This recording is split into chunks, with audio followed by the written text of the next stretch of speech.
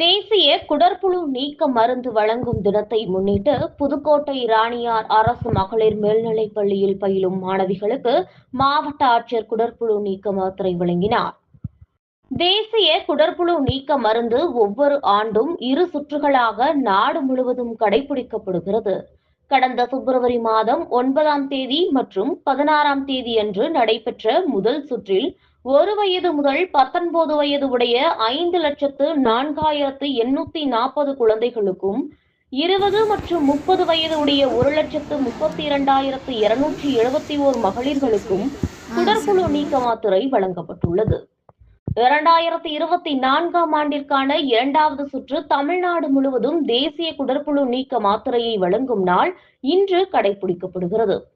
புதுக்கோட்டை புதிய பேருந்து நிலையம் அருகே உள்ள அரசு ராணியார் மகளிர் மேல்நிலைப் பள்ளியில் மாவட்ட ஆட்சியர் அருணா தலைமையில் மாணவிகளுக்கு குடற்புழு நீக்க மருந்துகளை வழங்கி இந்த மருந்து சாப்பிடுவதால் ஏற்படும் நன்மைகள் குறித்து சிறப்புரையாற்றினார். புதுக்கோட்டை மாவட்டத்தில் உள்ள அரசு ஆரம்ப சுகாதார நிலையங்கள், அங்கன்வாடி மையங்கள், அரசு மற்றும் அரசு உதவி பெறும் பள்ளிகள், அரசு தனியார் கல்லூரிகளில் பயிற்சி பெற்ற ஆசிரியர்கள், சுகாதார செவிலியர்கள், சுகாதார ஆய்வாளர்கள், மருத்துவ அலுவலர்கள் ஆகியோர் மேற்பார்வையில் குடற்புழு நீக்க மாத்திரை வழங்கப்படுகிறது என்பது குறிப்பிடத்தக்கது.